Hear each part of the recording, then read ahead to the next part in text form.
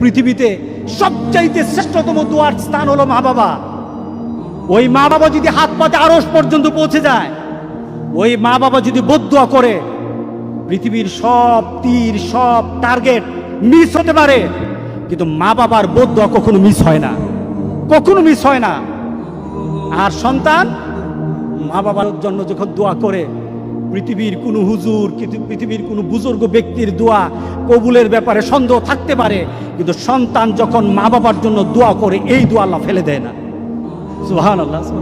কারণ মা বাবার এই দোয়াটা শিখিয়ে দিয়েছেন স্বয়ং আল্লাহ সুবহানাহু ওয়া তাআলা, রব্বির হামহুমা কামা রব্বায়ানি সাগীরা।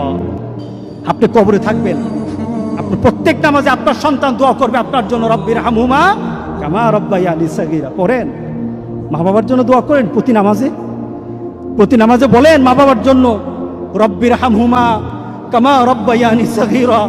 আপনি দোয়া করেন, দেখবেন আপনার দোয়ার কারণে আপনার সন্তান আপনার জন্য দোয়া করছে।